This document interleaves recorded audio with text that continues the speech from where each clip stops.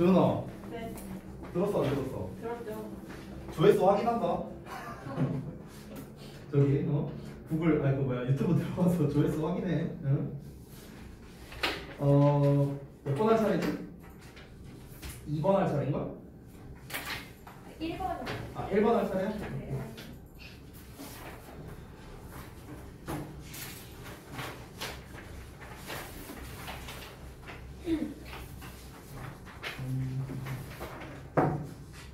오케이 4방 1번 보겠습니다. 여기도 난이도가 좀 있었어요. 그래서 지난번에 이제 4강 그 게이트웨이가 조금 난이도가 있었죠. 그래서 이번에도 조금 긴 난이도가 있는데 잠깐만요. 아유 이게 칸 맞추는 게 어려워. 아 꺼져 있구나. 자 보겠습니다. 4강의 1번이고요. 자, 마찬가지로 이제 그 구조독해 패턴부터 보겠습니다. 도입, 설명, 주제 이런 패턴으로 가고 있는데 우리가 이제 전에 봤던 도입, 주제, 예시와 좀 비슷한 패턴이라고 보면 돼. 근데 이제 예시 대신에 이제 설명을 했다라고 보면 되겠고 이제 설명과 주제가 거꾸로 된 마찬가지로 주제가 맨 마지막에 나오는 미괄식 구조라고 볼 수 있겠다. 제가 전에도 얘기를 했었는데요. 주제가 이렇게 문장 맨 마지막에 글의 맨 마지막에 나온다는 거는 웬만하면 빈칸 문제 쪽으로 낼 가능성이 좀 높다라고 보면 좋을 것 같습니다. 알겠죠? 자 일단 도입 부분부터 보자면 처음에 다국적 기업이 세계적인 기업이 되어가고 있다 뭐 이런 내용이 나오고 있으면서 이제 어떤 기업? 다국적 기업에 대해서 뭔가 설명하려고 하는 건가? 뭔가 이런 좀 뉘앙스를 풍기고요. 이제부터 본격적으로 설명이 들어가는데 자 회사 본부의 위치가 기업인이라던가 또는 해당 기업의 국적이 아니라 과세 제도에 의해서 결정이 된답니다. 그러니까 세금을 부여하는 그 제도를 말하는 거예요.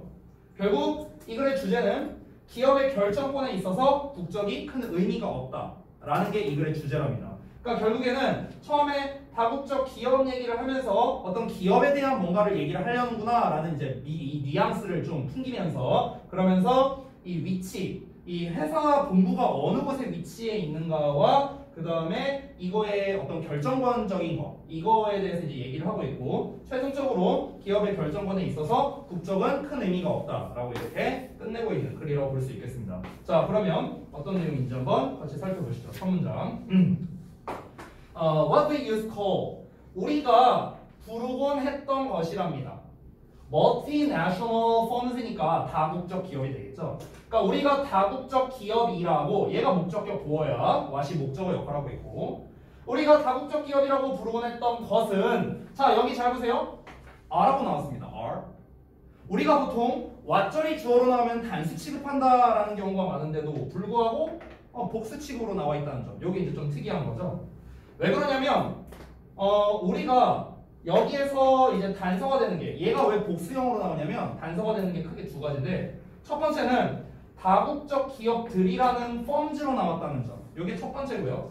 두 번째도 여기 global firms 이 둘 다 복수형으로 나와 있다는 게 바로 단서가 되는 겁니다. 단서가.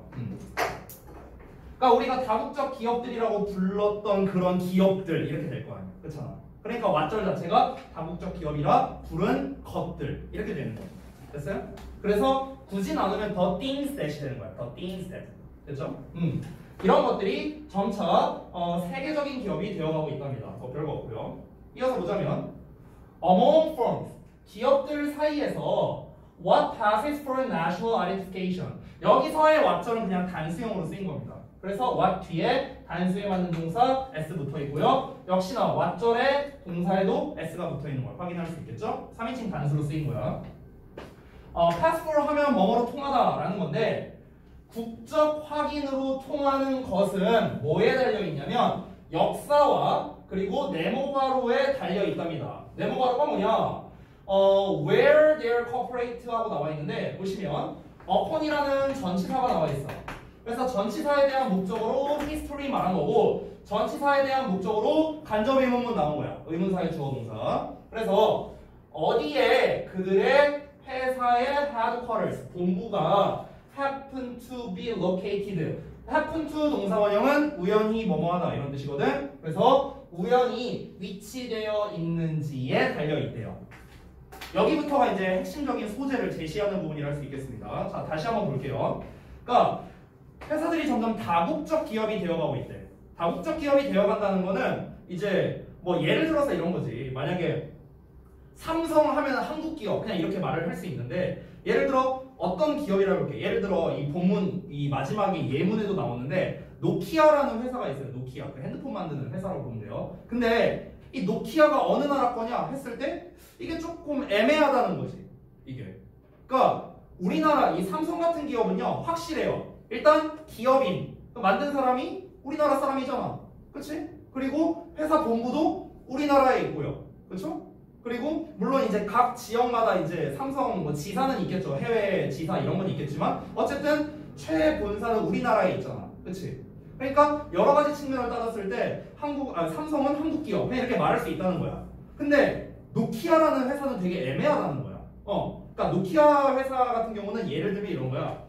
삼성이 우리나라 기업이잖아. 근데 삼성 본사가 우리나라에 있는 게 아니라 예를 들어 중국에 있어.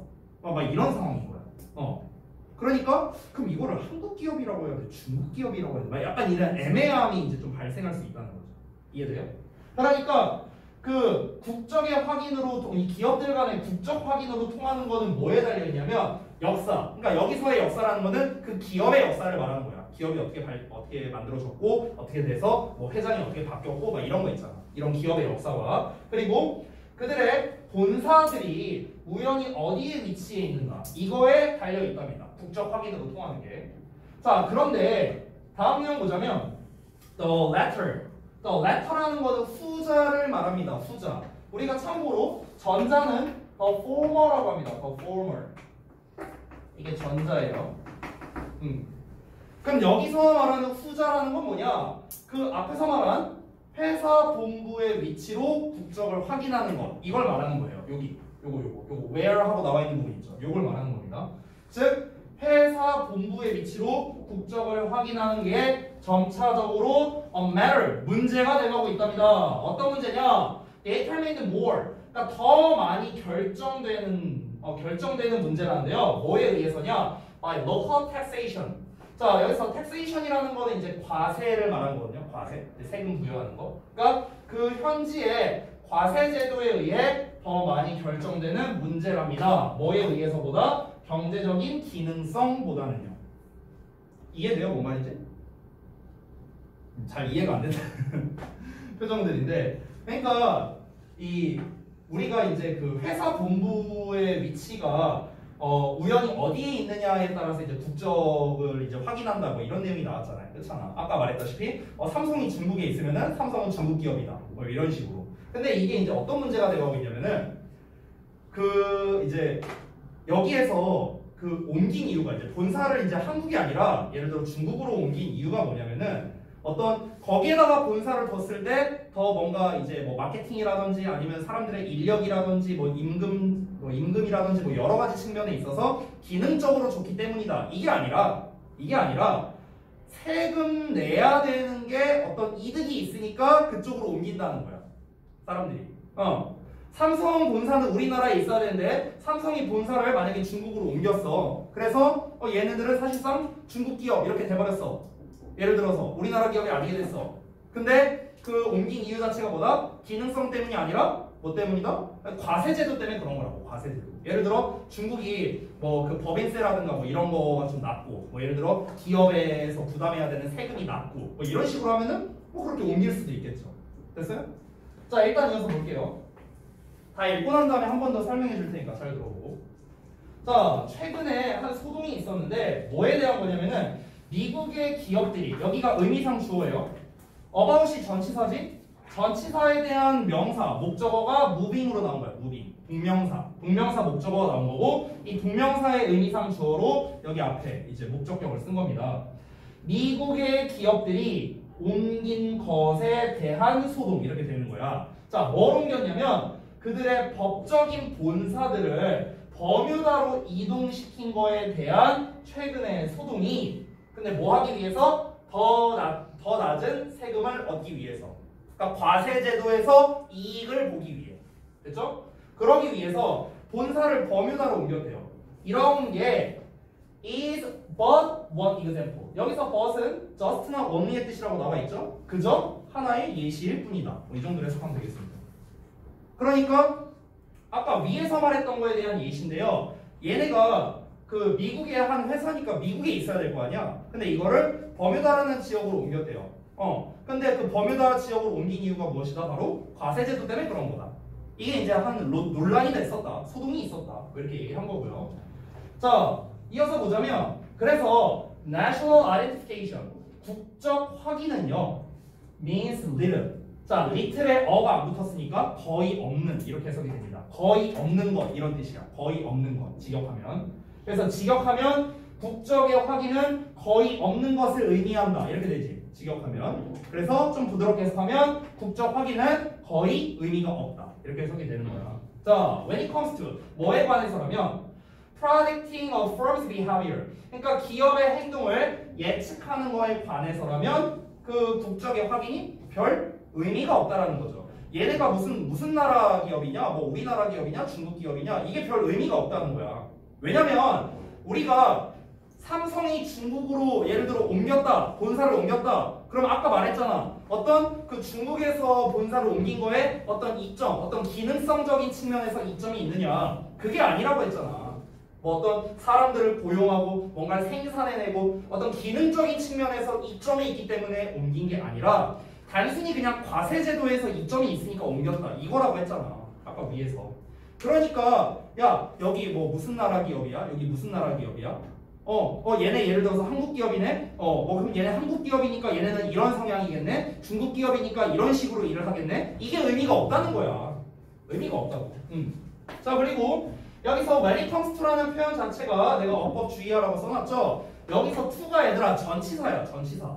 그래서 부정사가 아니기 때문에 뒤에 동사원형 쓰면 안 된다. ing 형태를 써야 된다는 점 잊지 말고요. 어법 포인트 또 나왔죠? 체크해 주시고.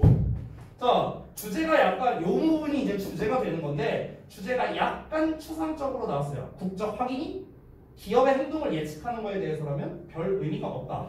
그래서 좀 더 구체적인 주제가 나옵니다. 보시면 place of origin.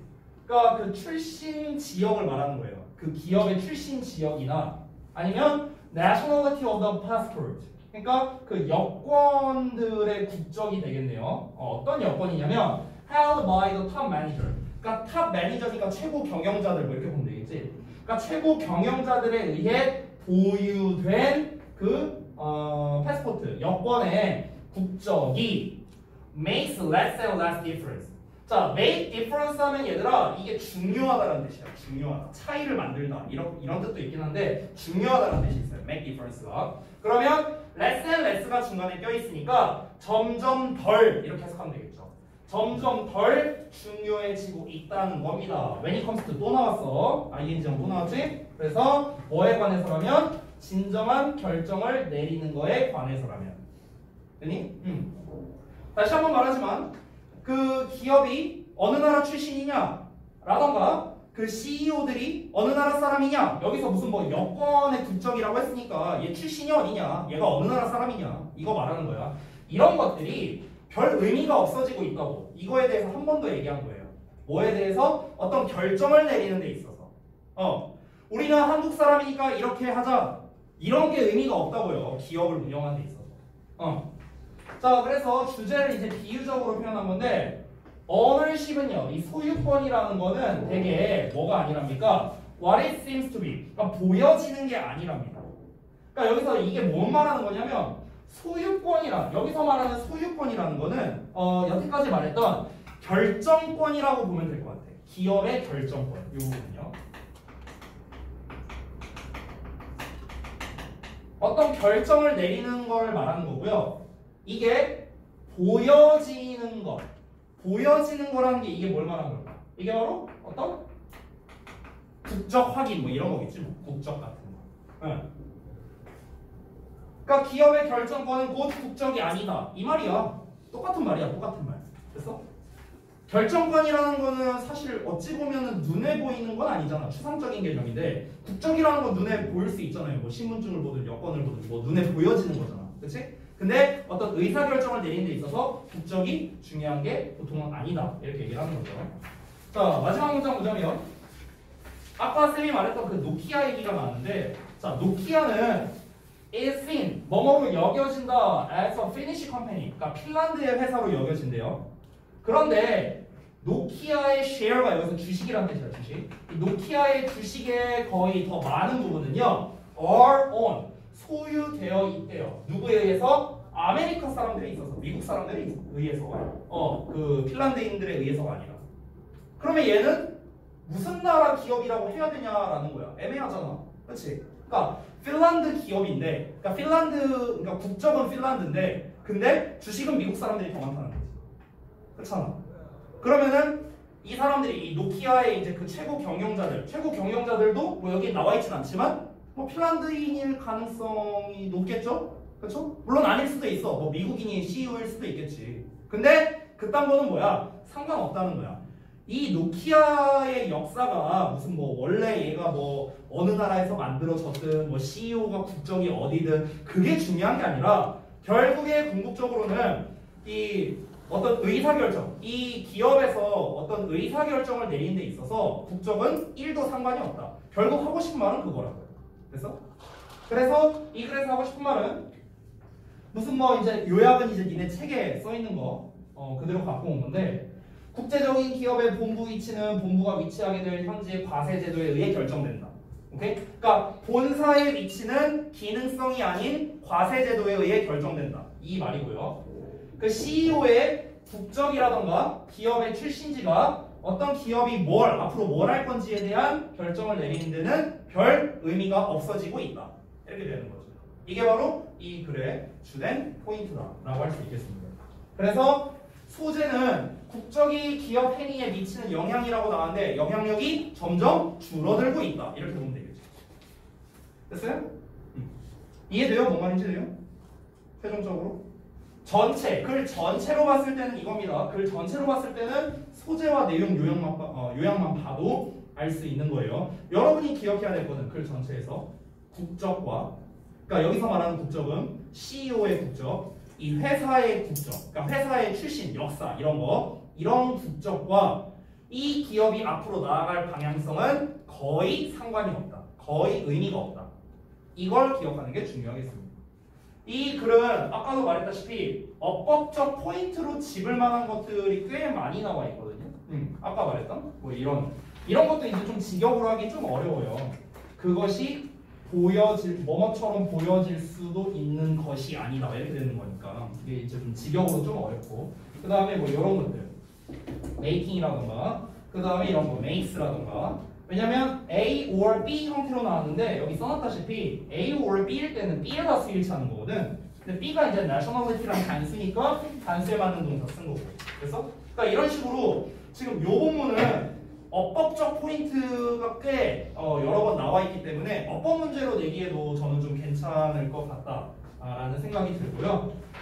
그리고 원래가 이제 이게 주장문이었나 요지문이었나로 아마 둘 중에 하나로 이제 시험에 이제 원문에 나왔을 텐데 마지막 부분에 이제 세 문장에 걸쳐서 이제 주제가 나와 있다 보니까 사실 마지막 문장 요거, 그러니까 여기 말고 하나, 둘, 셋, 그러니까 추상적 주제, 구체적 주제, 비유적 주제라고 써놓은 요 세 문장 있잖아요. 그러니까 요 세 문장만 잘 읽으면 글 전체에 대해서 파악하는 거는 사실 그렇게 어렵진 않거든. 그래서 주제 문제나 이런 걸로 내기에는 좀 약하지 않나 개인적으로 뭐 좀 그런 생각이 드는데, 그래서 좀 짧은 문장, 그러니까 이런 문장 있죠. 비유를 나타내는 문장이나 아니면 이런 추상적인 문장이라던가 여기나 여기에서 빈칸 문제로 내면 조금 난이도가 올라갈 것 같기는 합니다. 다른 말로 이제 좀 바꿔서요. 자, 그래서 여러분은 글 전체에 대한 거와 어법 이 두 가지를 중점적으로 학습을 하시면 되겠습니다. 자, 다음 넘어갈게요. 다음에 2번입니다. 지난번에 말했다시피 다행히도 어렵지 않아. 여기는 네, 좀 편하게 하실 수 있을 겁니다. 자, 얘는 가장 일반적인 구조 독해 패턴인 주제, 예시, 결론이라는 패턴으로 이제 가고 있어요. 그래서 얘도 마찬가지인데 어찌 보면 얘도 빈칸으로 사실 잘 나오는 유형이에요. 왜냐면 이런 글은 주제를 처음에 제시하고 예시 쭉 얘기하다가 이제 결론을 말하는 부분이기 때문에 결국에는 초반에 해당하는 주제 아니면은 이 결론이 만약에 주제에 대해서 한 번 더 얘기하는 즉 주제를 재진술하고 있다면은 이 부분에 빈칸을 뚫어서 문제를 내기도 합니다. 빈칸 문제로 내기 되게 좋은 유형이다 라고 보시면 될 것 같아요. 자, 그래서 내용을 좀 보자면 일단 주제. 사람들은 어떤 성향이 있냐면 자신의 업적에 대해서 기꺼이 받아 마땅한 칭찬에 대해 좀 꺼려하는 경향이 있대요. 그러니까 좀 부끄럽다 이거지. 그러니까 막 잘했어 이러면은 맞아요 저 좀 쩔었어요 막 이렇게 잘 안 한다는 거지. 여러분은 좀 아닌 것 같고 자 어쨌든 자 그래서 예시를 보자면 그러니까 누군가를 칭찬했을 때 일반적인 반응은 좀 자신의 노력이나 기여를 좀 이렇게 낮추는 방향성으로 하는 경우가 많다라는 거예요. 이거는 근데 이제 우리 대부분 그러지 않나? 나도 그런 것 같고. 그러니까 이제 우리 선생님들끼리도 이제 그렇게 되게 많이 하는데 뭐 예를 들어서 이제 막 선생님들이 막 일을 했다, 막 늦게까지 일을 했어, 막 고생을 했어. 그래서 이제 뭐 나는 아니면 원장님이 이제 가고 선생님 어제 늦게까지 일하셨더라고요. 정말 고생 많으셨어요. 그러면은 대부분의 선생님들이 아닙니다. 뭐 대충 이렇게 얘기하지. 네 맞아요. 저 어제 고생 좀 했어요. 이러진 않잖아 보통은 이제 좀 이렇게 이게 부끄럽거나 아니면은 괜히 그렇게 말하면 좀 이 사람이 뭐야 이 새끼 약간 이렇게 생각할 수도 있잖아. 그러니까 그런 감정 때문에 아무래도 좀 이렇게 하는 경향이 있지 않나 우리가 충분히 유추할 수 있죠. 그래서 결론은 뭐냐, 이 칭찬받기를 꺼려하는 것은 결국에는 좀 허풍쟁이라던가 이 잘난 체하는 사람처럼 보일 것 같은 그런 생각이 드니까 그러니까 좀 이렇게 자기의 노력을 좀 이제 경시하는 이제 그런 성향이 있다라는 겁니다. 네, 근데 이제 사실 이 글에서는 굉장히 안 좋은 쪽으로 이걸 얘기했는데 제 개인적인 생각으로는 그냥 그때 좀 뭐 필요할 때는 약간 좀 생색도 좀 내고 그리고 좀 이제 아닐 때는 좀 이렇게 낮추고 이 상황에 따라서 하는 게 제일 좋은 것 같아요. 그리고 더 좋은 건 사실 솔직한 거죠. 뭐 예를 들어 내가 이제 만약에 한 3주차 정도 됐을 때 내가 만약에 저기 뭐 연주한테 연주야 너 이번에 진짜 열심히 공부한 것 같아. 너 이번에 1등급 나올 것 같아. 막 이러면은 쌤 아니에요. 더 열심히 해야죠. 이렇게 말하는 반응이 있는 거면 맞아요. 네, 좀 열심히 했고 이번에 1등급 안 나오면 저 뛰어내리려고요. 뭐 이러면 이건 좀 극단적이고 그러니까 뭐 그런 식으로 할 수도 있다는 거지. 자, 내용은 어렵지 않으니까 빠르게 보자. 봅시다. 첫 문장. There's some discomfort. 자, 약간의 불편함이 있대요. In most of us. 우리 대부분의. 어떤 불편함이냐? 관계대명사인데 makes us reluctant to take 하고 나왔는데 자, 우리가 reluctant to 동사 원형하면 뭐뭐 하기를 꺼리는 이런 뜻이에요. 그래서 우리로 하여금 뭐뭐 하기를 꺼려하게 만드는 불편함이 있답니다. 자, 뭐 하기를 꺼리냐면 take credit이라고 나왔는데 얘들아 이 credit이라는 게 공이라는 뜻이야. 공로 뭐 이런 거예요. 그러니까 공을 돌리다 뭐 이런 거 있잖아. 그러니까 공로를 받는 거야. 됐어요? 그러니까 공로를 받는다는 건 결국에는 칭찬받는다라고 생각하면 돼요. 칭찬받는다. 그러니까 칭찬을 받기에 꺼려한다고요. 됐어요? For 뭐에 대해서냐면 our accomplishments 우리의 업적들에 대해서 칭찬받기를 꺼려하거나 아니면 to even accept 심지어 받아들이는 걸 또 꺼려한답니다. 이 둘이 병렬 구조야. to take랑 to even accept가. 그러니까 받아들이기를 꺼려한다. 이렇게 해석하면 돼. A well-deserved compliment. 자, 잘 받을 만한. 그러니까 여기서 deserved는 받을 만한 가치가 있는, 뭐 받아 마땅한, 뭐 이 정도로 해석하면 돼. 그러니까 심지어 받을 만한 가치가 있는 그런 칭찬을 받아들이는 것조차도 꺼려하게 만드는 불편함이 있답니다. 됐어요? 자, 그게 뭐냐? 그 얘기는 아직 안 나왔는데 이제 예시가 시작됩니다. 자, 실험을 하나 해보래요. 자, 보자면 너가 알고 있는 누군가한테 genuine compliment, 그러니까 진짜 칭찬을 한번 해보랍니다. 뭐에 대해서? About a quality they have. 그들이 가지고 있는 quality, 능력, 자질 뭐 이런 걸 말하는 거예요. 장점 이런 거에 대해서 칭찬을 해보거나 아니면은 about something, 무언가에 대해서 칭찬을 해보래. They have done, 그들이 했던 것이랍니다. 자, 어떤 거냐면 that you truly appreciate. 너가 정말로 감사해야 하는, 오케이? 그러니까 너가 정말로 감사하는 어떤 그들이 행한 것에 대해 진심으로 칭찬을 한번 해보라 이거죠. 그랬을 때, 자 어떻게 되는가? 저는 진심으로 칭찬을 했죠, 연주한테 지난주에. 자 그래서 어떻게 되는가? 종종 그들의 첫 반응이 투부정사랍니다. 다운 플레이라는 단어. 이게 경시하다, 뭐 약간 멸시하다, 이게 아래로 좀 깔고 보다, 뭐 이런 겁니다. 그들의 기여나 그들의 노력을 경시한대요. 첫 반응이. 그 경시하는 반응이 뭐냐? 예를 들어서 이런 거야. 아, 저는 그냥 제가 할 일 한 거예요. 라던가. 아, 이거 뭐 누구나 똑같이 했을 거예요. 라던가. 아니, 뭐 별거 아니에요. 이런 식으로 말한다는 거지. 이런 식으로. 우리 다 그러지 않냐? 우리 다 그런 거죠. 자, 요 문장 중요합니다. 뭐가 필기가 많이 되어 있죠? 여기가 강조 부문인데요. 좀 과감하게 말하자면 서술형으로 나올 만한 부분이라고 생각을 합니다. 서술형. 자, 일단은 이 문장 해석하기 전에 내가 써놓은 이 설명부터 먼저 무슨 말인지 좀 설명해 드릴게요. 자, 이게 뭐냐면 이때 강조 부문인데 우리가 원래 이때 강조 부분을 쓸 때 it is나 it was를 쓰고 요 사이에 이렇게 나와 있으면 요 사이에다가 우리가 뭘 씁니까? 강조할 말을 쓰죠, 여기다.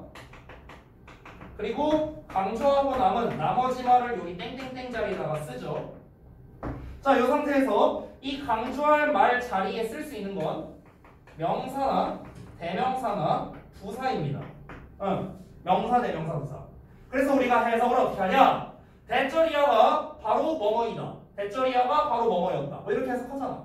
그렇죠? 여기까지 됐죠?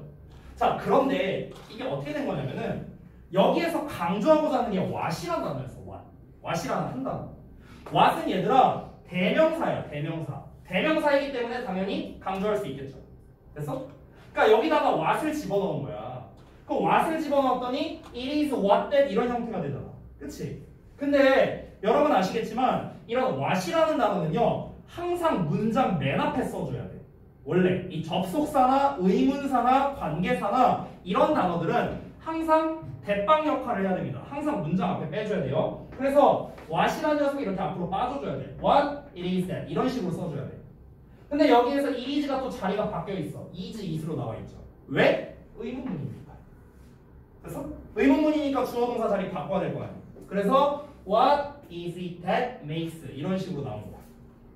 그냥?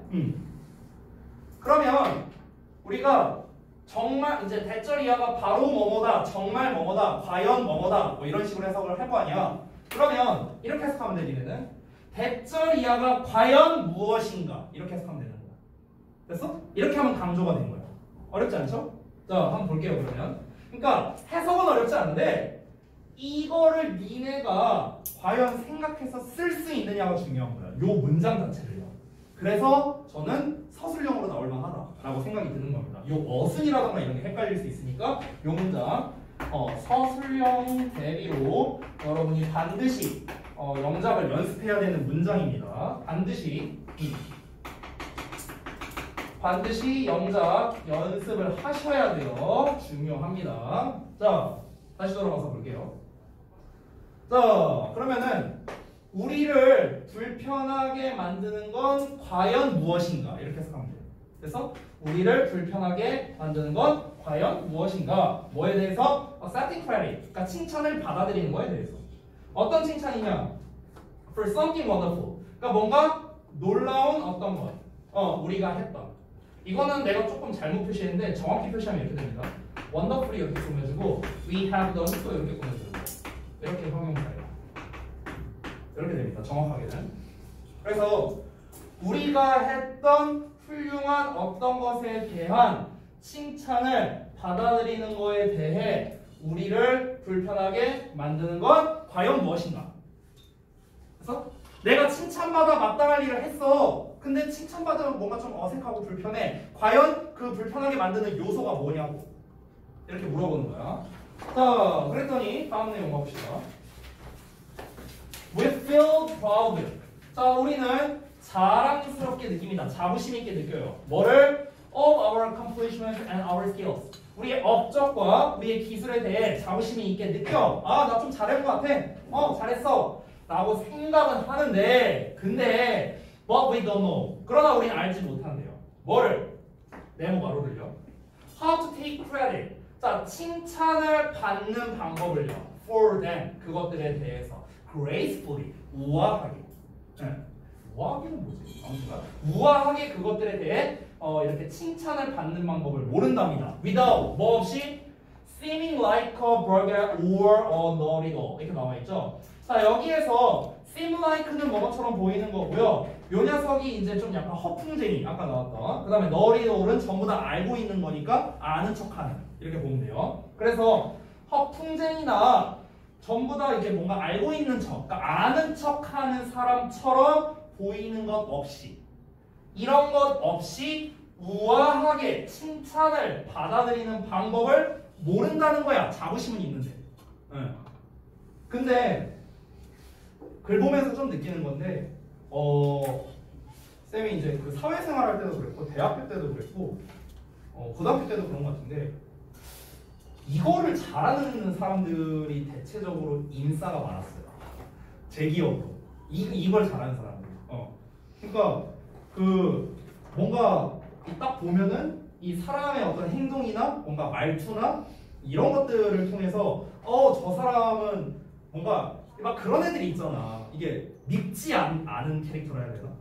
그러니까 막 예를 들어서 칭찬해줬어. 아니 뭐 예를 들어 사진이 잘 나왔어. 야, 너 막 사진 되게 예쁘게 나왔다. 맞아. 나 좀 원래 이뻐. 막 이런 식으로 하는 애들이 있을 거 아니야. 니네 중에도 있을 거 아니야. 근데 이제 뭔가 밉상이 아닌 막 그런 캐릭터들이 있잖아요.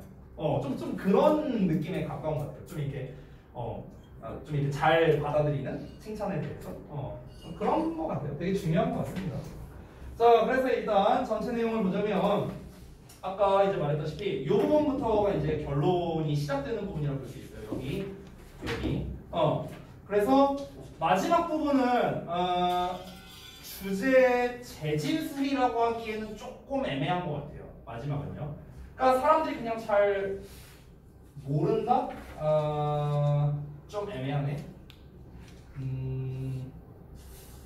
그러니까 사람들이 뭔가 칭찬을 잘 받아들이는 방법을 모른다. 지금 결국 이거잖아요. 결론에 나왔던 거는 주제에 해당되는 거는 사람들은 이제 그 칭찬을 받아들이는 거를 좀 꺼려하는 경향이 있다라는 거니까 그러면 주제 재진술이라고 봐도 될 것 같아요. 제가 봤을 때 이 마지막 부분 여기는 주제를 다시 한번 말하고 있다. 그래서 요약을 좀 보자면 사람들은 자신의 업적에 대해 칭찬 받아들이는 것을 좀 불편해하고 칭찬을 자연스럽게 받아들이지 못하는 이런 경향이 있다라는 게 이 글의 요약 버전이 됩니다. 되게 쉽죠 이거는요. 어렵지 않죠.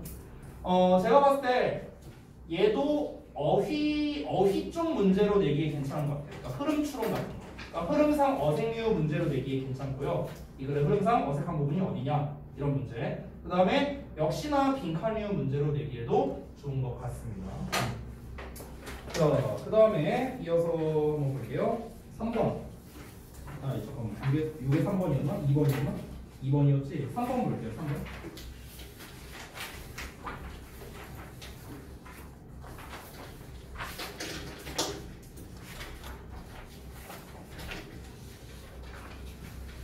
봅시다. 자, 편집. 3번 볼게요. 자, 얘도 가장 흔한 구조 독해 패턴 중 하나인데요.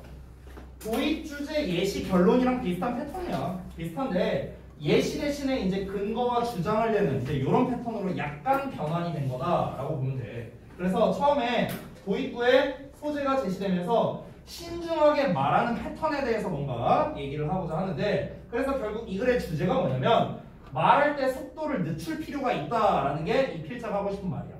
그러면은 왜 말할 때 속도를 늦춰야 되느냐에 대한 근거가 필요할 거 아니야. 그렇지? 이게 왜 좋냐면 말이 빠르면 중요성이 떨어진다고 사람들이 여길 수 있고, 그러니까 여기서 중요성이 떨어진다는 거는 본문에 나와 있지만 내가 전달하는 말의 중요도가 떨어진다, 또는 내가 전달하고 있는 이 대상들이 내가 별로 중요하게 여기지 않는 사람들이다, 좀 이렇게 받아들일 수 있다는 거지.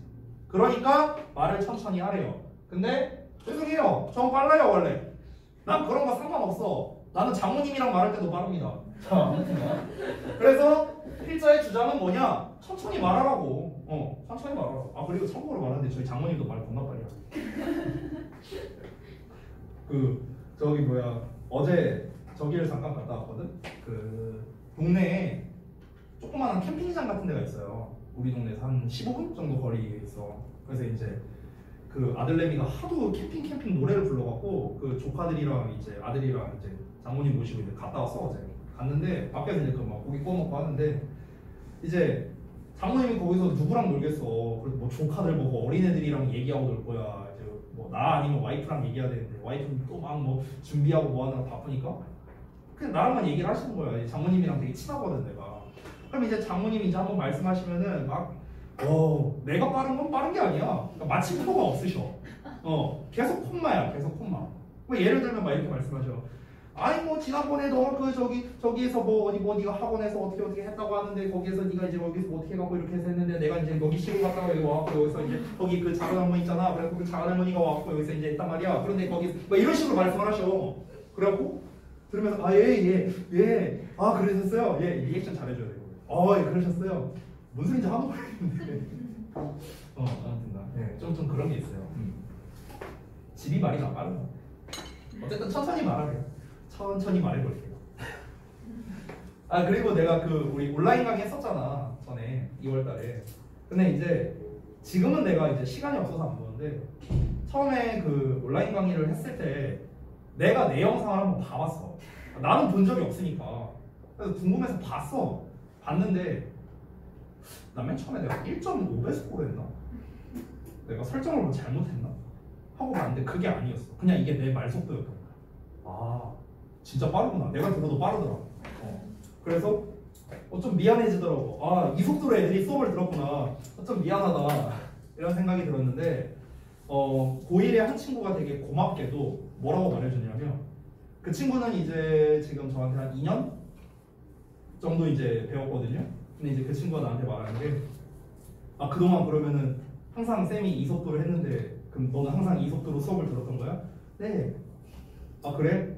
근데 왜 그럼 좀 천천히 해달라고 얘기 안 했어? 그러니까 아니 근데 쌤이 말을 빨리 하셔서 그래서 더 집중하게 됐어요. 놓치면은 훅 지나가니까. 이게 칭찬인가? 그래 고맙다 이러면서 뭐 이랬었는데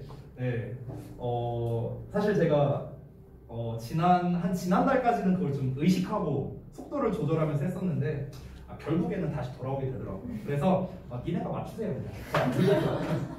자 그래서 결론을 말하자면 주장은 천천히 말해라. 그래서 그 주장에 대한 결과로서 그러니까 천천히 말하면 뭐가 좋냐? 사람들이 다음 거 봅시다.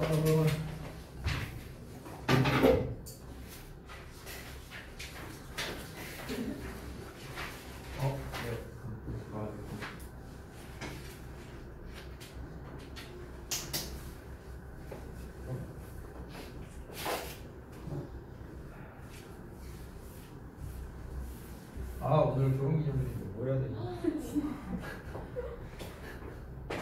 작년에 했던 걸 또 할 수가 없고. 뭐 해드렸어요? 작년에? 네. 작년에는 너네가 다 없었지 사실상. 작년에는 이 이만한 사이즈의 그 하드보드지를 2개를 샀어. 그래갖고 뭐 접는 거 있잖아. 맞아요. 그래갖고 이제 애들 끌고 갖고 야 써. 쓰게 하고 또 이제 자습실에서 공부하고 있는데 야 일로 와 하고 야 써 이래갖고 막 쓰게 해갖고 그리고 이제 지금은 이제 대학생 됐는데 올해 작년에 이제 그 고3이었던 애 있거든. 그 걔가 이제 그 미대 가네요. 숙명여대 가는데 걔가 이제 야 일로 와 그림 그려 그렇게 막 그림 그리게 시키고 막 그런 거 했었거든. 그래서 사실은 한 번 더 할까 하는데 또 시간이 없어. 어차피 또 누구한테 쓰게 다 끝나고 하면은 참 그래갖고 좀 고민이 된다. 뭐 해야 될지. 오늘 쉬는 날도 아니고 이게 매년마다 5월이 너무 힘든 게 뭐냐면 이게 5월이랑 6월 초에 다 몰려 있어요. 이게 그러니까 뭐 어린이날은 뭐 말할 것도 없고 이제 아들내미 또 선물 줘야지. 조카 선물 줘야 되는데 또 조카가 또 5월 5일이 생일이야. 그래서 다행히도 한 방에 처리할 수 있는데 아무튼간 그 조카 선물 줘야지. 어버이날 또 이제 저기 그 장모님이랑 또 이제 뭐 챙겨드려야지. 또 웃긴 게 뭐냐면 또 스승의 날에는 그 어린이집 선생님 챙겨줘야 돼. 어린이집 선생님 챙겨줘야지. 11일 오늘은 또 결혼기념일이지. 5월 말에 또 내 생일이지. 그리고 6월 초에는 또 와이프 생일이지. 이게 다 몰려 있어 이게. 그래갖고 작년에 이제 그 생일 시즌이 이제 거의 비슷하니까 와이프랑 나랑 생일이 일주일도 차이가 안 나거든요. 그러다 보니까 그 시즌이 되면은 작년에 그 기프티콘 남은 게 그 케이크만 7개 받았거든 제가. 네? 그래갖고 이거 먹지도 않는 거 그래갖고 막 저기 막 어디 주고 막 이래갖고 막 그랬었어요. 근데 이제 뭐 올해는 또 이제 뭘 해야 되는지 그래서 살짝 짱구 굴리고 있는 게 그냥 저기 뭐 지금 고2 애들 그러니까 니네가 제일 만만하니까 니네한테 시켜갖고 저기 와이프 저기 페이스북 메시지라도 보내게 할까 봐. 와이프도 페이스북 하기는 하거든. 거의 안 하지만. 그래갖고 이제 내가 주소 딱 보내서 야 여기다 팸에 보내.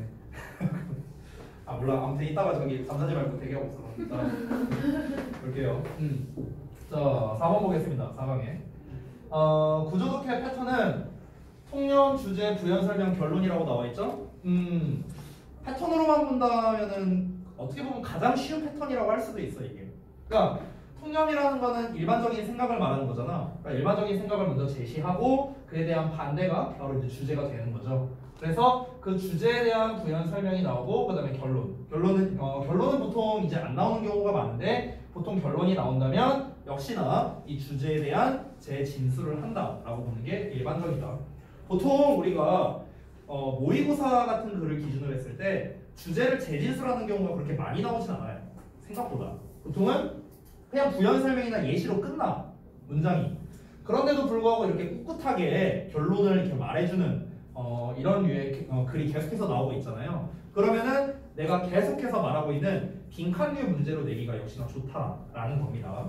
자, 그래서 하나씩 읽어보자면, 자, 통념이 뭐냐면 가정을 꾸리는데 아이들의 각 삶 안에 전문가들이 필요하대요. 그리고 정보 수집 및 스스로를 교육시키는 게 의사결정에 있어서 역시나 중요하답니다. 이게 이제 통념이야. 자, 그런데 결국 가장 중요한 거는 자신의 직관력이 가장 중요하대요. 여기서 자신은 부모를 말하는 거예요. 그러니까 이 글을 읽는 독자를 부모라고 생각하고 지금 글을 쓴 거예요.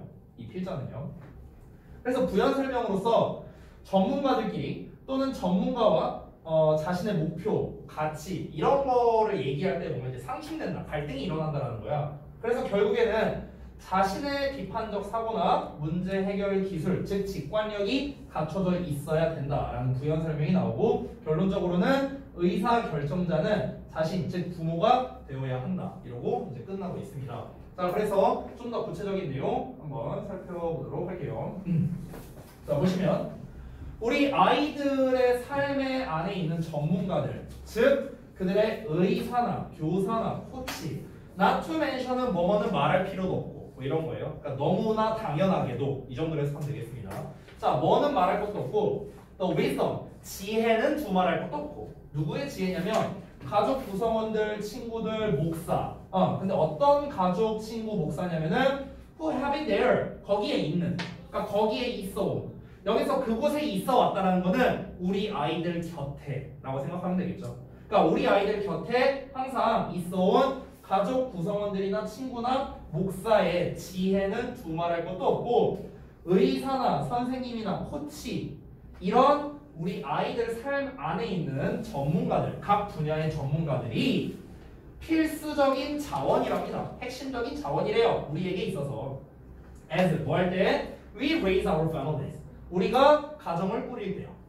가정을 꾸려나갈 때. 여기서 raise family 하면 raise가 여기서 기르다의 뜻이거든. 그러니까 우리 가정을 기른다라는 거는 가정을 길러 꾸려나가다. 뭐 이 정도로 해석을 하면 되겠습니다. 자, 그래서 통념이 나왔는데요. 이어서 보자면 gathering information and educating yourself. 정보를 모아서 너 자신을 교육하는 것. 자, 여기에서 스위치 주의하세요.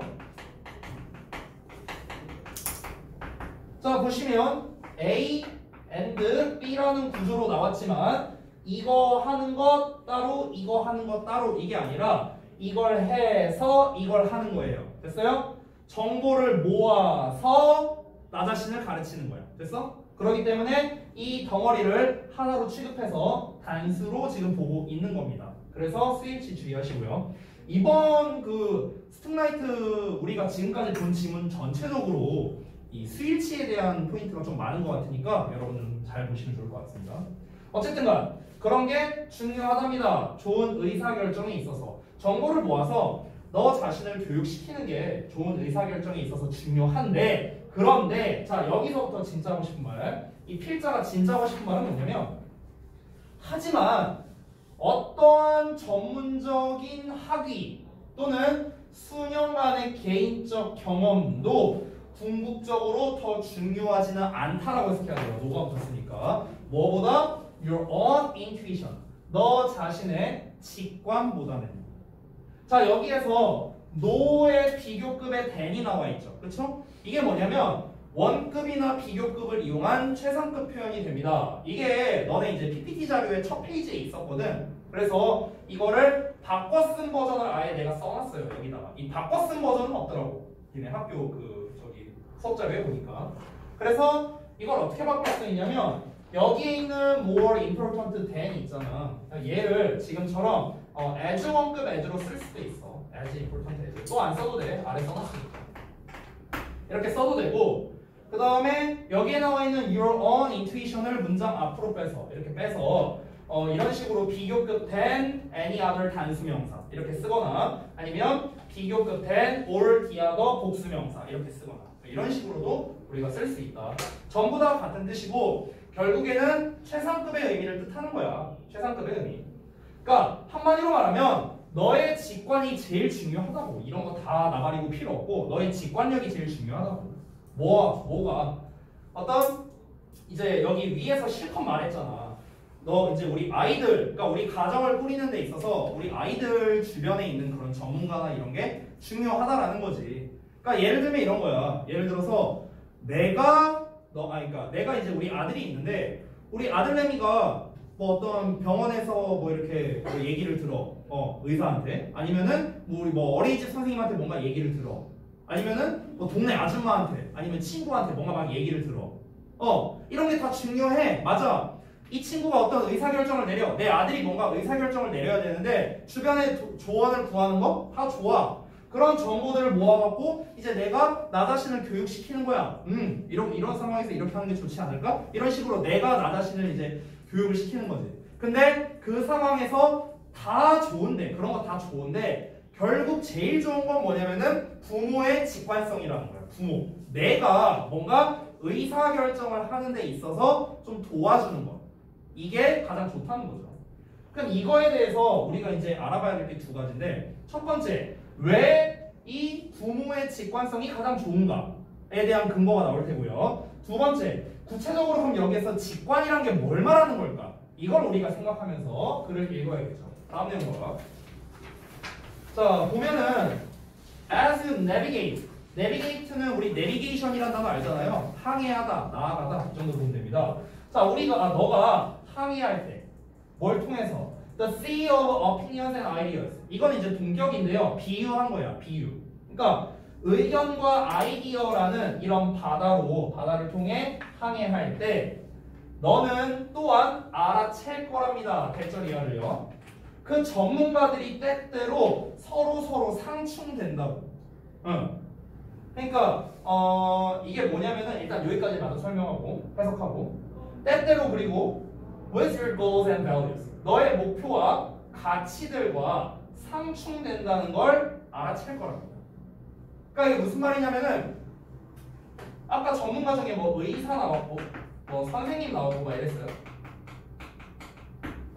근데 예를 들어서 어떤 목표가 있어. 여기서 you는 계속해서 부모를 말하는 거니까 부모의 입장으로 말하겠죠. 부모가 가정을 꾸리는 데 있어서 가정을 꾸리는 데 있어서 어떤 그 이제 목표가 있을 거라고. 뭔가 생각한 게 있을 거야. 내가 부모된 입장으로서 이 아이를 어떻게 길러야지.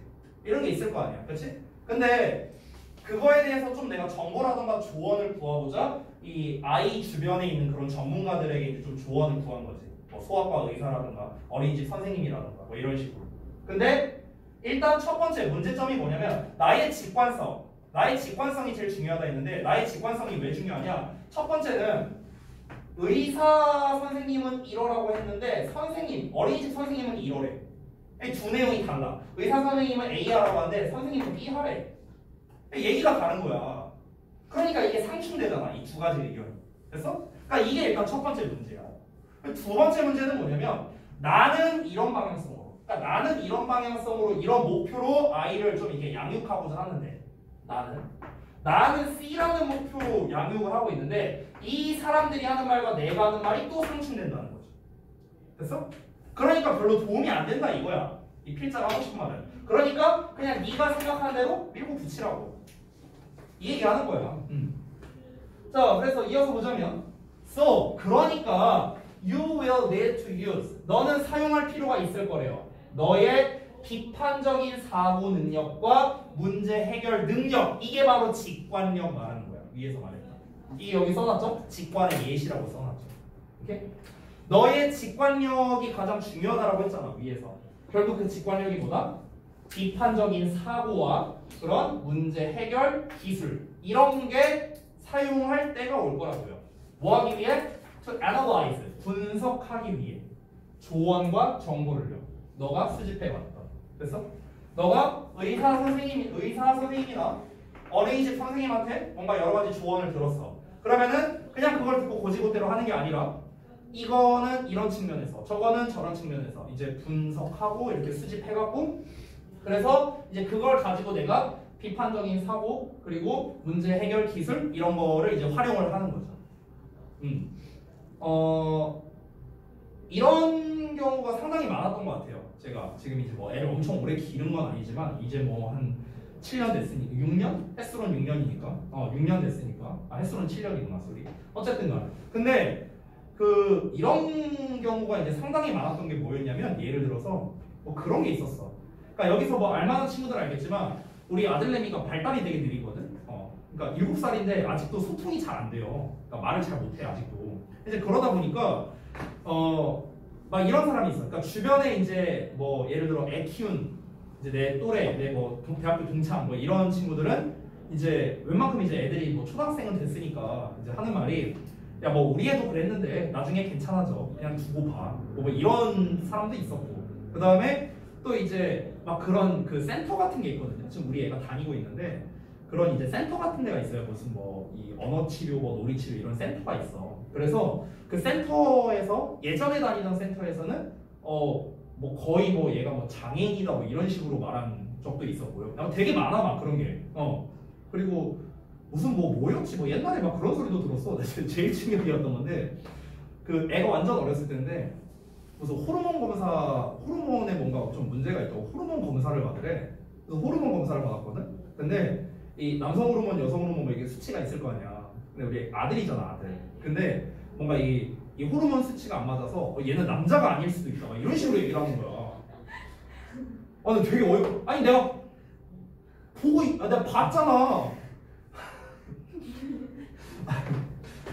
뭔지 내가 자세하게 얘기 안 할게. 어쨌든 아니 내 눈으로 봤잖아. 아니 근데 어떻게 얘가 남자가 아니라는 거야. 말이 안 되잖아. 그러니까 막 그런 거 막 되게 황당한 막 별 소리 다 들었어 진짜 애 키우면서. 그러니까 그런 것들이 이제 하나하나가 일종의 정보 수집이라고 보면 되는 거죠.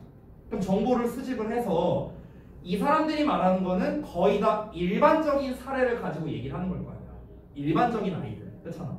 그러니까 그 일반적인 사례의 정보를 나는 수집을 해서 그러니까 나와 이제 내 와이프의 비판적인 사고와 문제 해결 능력을 활용을 한 거지. 그래서 이런 방향으로 하자. 얘는 이런 방향으로 하자. 이렇게 하고 있는 거지 뭐. 이게 제일 중요하다는 거죠. 나도 그렇게 생각하고. 그래서 결론 말합니다. Then 그러니까 remember 기억하랍니다. That you are the decider. 너가 결정권자라는 걸 기억하래요. 대놓고 말하고 있네. 네가 결정권자야. 얘네들이 대신 결정 내려주는 게 아니야. 참고 정도만 하라고. 참고 정도만. That is because 그게 왜 그러냐면 No one is a better expert. 아무도 더 나은 전문가가 아니기 때문에 어떤 점에 있어서 in the matters of your family than you, 그러니까 너보다 너의 가족의 문제들에 대해서 아무도 더 전문가일 수가 없다고. 너보단 전문가일 수가 없다고. 그러니까 네가 의사결정을 해야 된다. 뭐 주변에서 야 애 이렇게 키워 저렇게 키워 다 쓸데없는 말이라고. 됐죠? 그래서 소재가 의사결정자로서의 부모의 역할이라고 나온 거죠. 결국 가족에 관한 문제는 누가 제일 잘한다? 결국에 부모님이 제일 잘할 수밖에 없다는 거야. 전문가고 나발이고. 여기서 뭐 오은영 박사가 와서 막 한다 하더라도 다 소용없다는 거야. 누군지 알지? 그 오은영 박사 아줌마 모르냐? 우리 아이가 달라졌어요 나오는 그 아줌마 있잖아. 그 아줌마가 와서 한다 하더라도 나보다 우리 애를 더 잘 알 수는 또 있겠지만 박사니까 어쨌든 그럴 수는 없다는 거죠. 웬만하면. 그래서 여기에서 이제 주장은 자신의 가족과 관련된 일에서 부모가 결정의 주도권을 가져야 된다. 뭐 이런 식으로 말을 했네요. 됐죠? 그래서 요양문은 제가 마찬가지로 영작을 해놨습니다. 그래서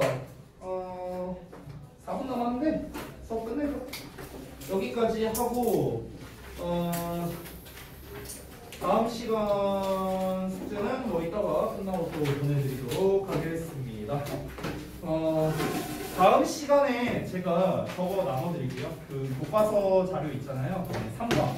그래서 이 3과도 구조독해까지는 아니지만 이렇게 이제 한 줄씩 직역체랑 의역체랑 나눠서 이제 작업을 하고 있어요. 그거랑 그다음에 우리 작년에 썼었던 이제 그런 워크북 자료라든가 그런 것도 다 작업을 해놨으니까 다음 시간에 너네가 금요일 날 수업인가? 맞지? 수요일 날 수업인가? 그럼 수요일 날 내일 모레 바로 드리도록 할게요. 고생했어.